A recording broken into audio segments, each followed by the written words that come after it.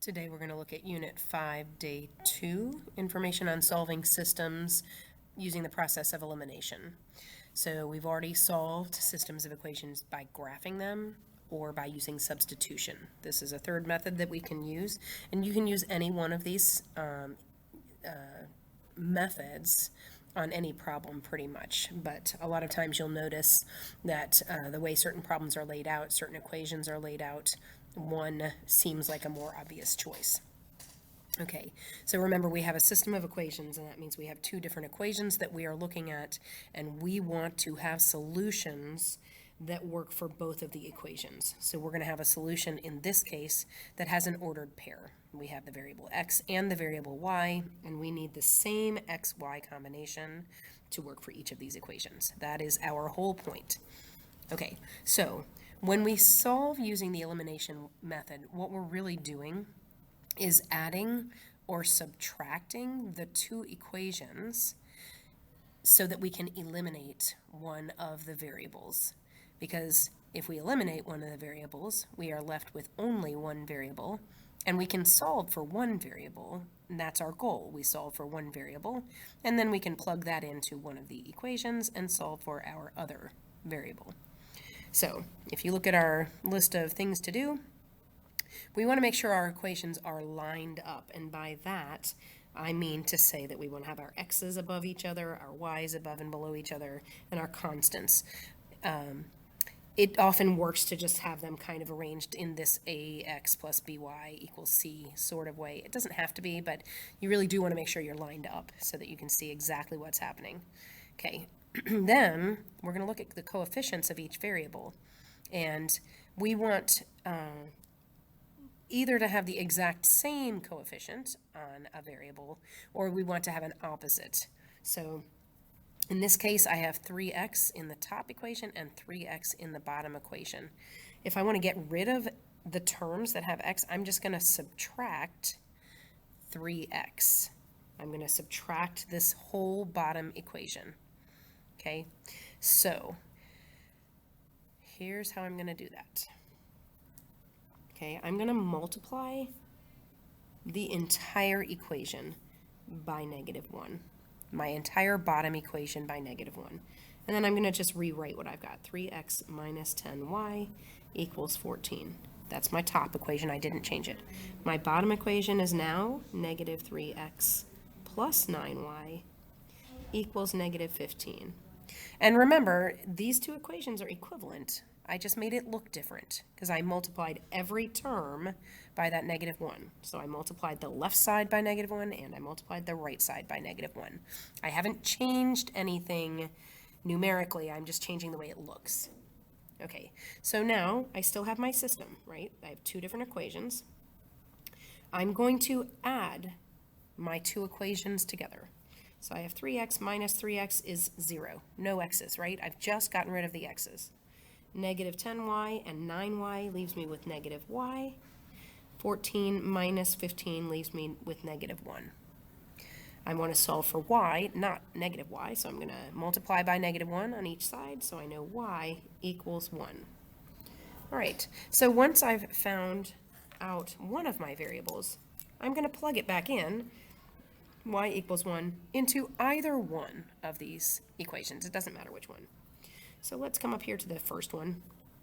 I'm going to say I know y equals 1. So 3x minus 10 times 1 equals 14. I chose the first equation. And I'm solving for x now, okay? So I have 3x. I'm going to add 10 to each side. We all know -10 times 1 is -10. So I'm going to add 10 to each side. So I have 3x equals 24 and x equals 8. I have an x and I have a y, those go together, so my ordered pair here is going to be 8, 1. Okay, I will say be super careful. Some people won't multiply everything by -1. They'll instead just say 3x minus 3x equals 0. negative 10y minus negative 9y, you have to remember that that means negative 10y plus 9y equals negative y, and 14 minus 15 equals negative 1. So if you're able to keep that in your head, that's fine, but it's safer when you're having to subtract the whole equation. It's safer to go ahead and distribute that negative 1. It's up to you, though. Okay, so let's look at number 2. I have 10x minus 3y equals 18, and then I also have negative 2x plus 3y equals 6. I am lined up properly, so I have my x's all in a column, and I have my y's in a column, and my constants in a column. Also, make sure you note where the equal sign is. You want to make sure that they are all in the appropriate places compared to your equal sign. And I'm going to look. So my 10x and my negative 2x, those are not going to cancel out, but negative 3y and 3y, those are going to cancel out. I can just add this straight down, right? 10x minus 2x is going to be 8x. Negative 3x plus 3y is going to be 0, so that's gone. 18 plus 6 is 24. Okay, so I combined 10x and negative 2x. That's how I got 8x. All right, and now I know x equals 3 because I'm dividing each side by 8. I know that x equals 3, so I'm going to plug that 3 into one of my two equations. I'm going to plug it into the bottom equation, although again, you choose which one you want to do. So if x equals 3, then I have negative 2 times 3 plus 3y equals 6. So I have negative 6 plus 3y equals 6. I'm going to add 6 to each side, coming up here. So I have 3y equals 12 and y equals 4. I have solved for y and I have solved for x. So I know that my ordered pair that I need is going to be 3, 4. That is the solution. I can always plug 3, 4, the x and the y, back into my original equation just to double check. And it'd be 30 minus 12 equals 18, and that's true. All right, so far we have had our equations come to us in a way that's pretty straightforward. So let's see what our next problem looks like. Step 1, make sure you're all lined up properly and you are paying attention to where your equal sign is. Well, these are lined up, but I don't have the equal sign in the same corresponding spot in both lines. So I'm going to rearrange this first equation. Okay, I'm going to rearrange it so that it has the equal sign just before that constant. Okay, so I'm going to subtract 3y from each side. I'm going to have x minus 3y equals 11. My second equation is 2x minus 3y equals 16. Now I'm lined up properly because I have my x's above each other and my y's above each other and my constants above each other, and I've lined up my equal signs. Okay, so I do have negative 3, negative 3. I can see that I have the same coefficient here. So in order to get rid of it, I'm going to have to multiply negative 1 times all of these coefficients to all these terms. So I'm just going to rewrite this whole thing. I'm going to again say x minus 3y equals 11. And now I'm going to say negative 2x plus 3y equals negative 16. All I did was I changed that second line. You're going to find some ways as you're practicing these problems, you're going to find ways that you like to write things down. And that's fine. You may not rewrite quite as many things as I do. All right, I'm going to combine my two equations. So I have x minus 2x is negative x, negative 3y and positive 3y is nothing, and 11 minus 16 is negative 5. So if negative x equals negative 5, then x equals positive 5, right? And I'm going to come over here because I've got some space on my paper over here. So if x equals 5, I'm going to plug that into, I'll plug it into the upper equation. So x equals 5, so I know 5 equals 3y plus 11. I'm going to subtract 11 from each side, so negative 6 equals 3y, and negative 2 equals y. All right, so now my ordered pair is going to be 5, negative 2. And I'm going to box that in since I kind of put that in the middle of my problem. Okay, I know that works for the upper equation because I just solved using the upper equation I solved for y. So just going to double check. 2 times 5 would be 10. 10 plus 6 is 16. So it looks like that ordered pair works for both. Another way that you can check your work, especially on a quiz or a test, if I ask you to use the elimination method to solve, you want to use the elimination method to solve, but you can check your work using graphing or substitution. You can check with a different method, and that's fine. All right, over here, number 4, I want to make sure that I have everything lined up properly, and I do not. So we're going to rearrange over here. I'm going to rearrange my upper equation, and I'm going to subtract 2x from each side, so I'll have negative 2x plus 4y equals negative 8.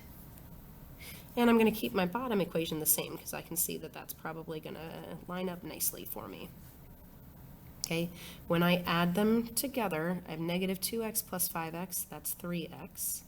4y minus 4y is nothing, and that all equals negative 8 plus 20, which is 12. So x equals 4. I'm going to plug that back into either one of these equations. So if I say that x equals 4, I think I'm going to use my lower equation this time. So if x equals 4, then I have 5 times 4 minus 4y equals 20. So I have 20 minus 4y equals 20. I'm going to subtract 20 from each side. Negative 4y equals 0, and y equals 0. My ordered pair then is 4, 0. I just used the bottom equation to get that, so I'm going to plug this all into the upper equation just to make sure it works. 4 times 0 is 0.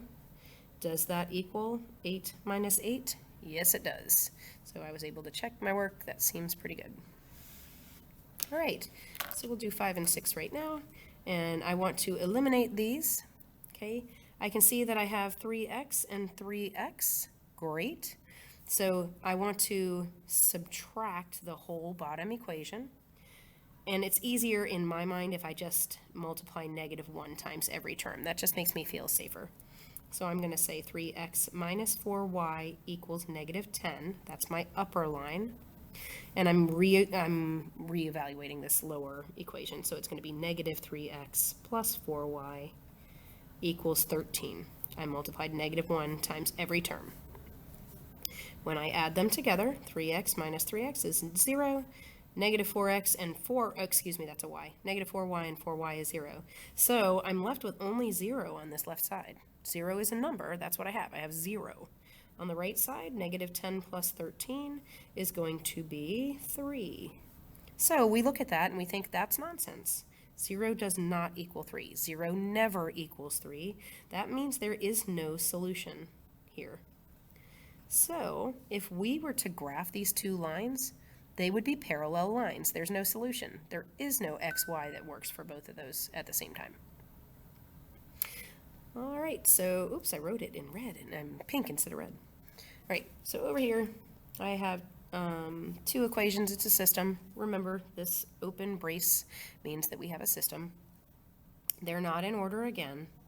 So I think I'm going to keep my top equation the same, but I'm going to subtract 2x from each side of my bottom equation. It's going to be magically perfect. Watch. 2x plus y equals negative 10. If I subtract 2x from each side, I'm going to have negative 2x minus y equals 10. Right? I just subtracted 2x from each side.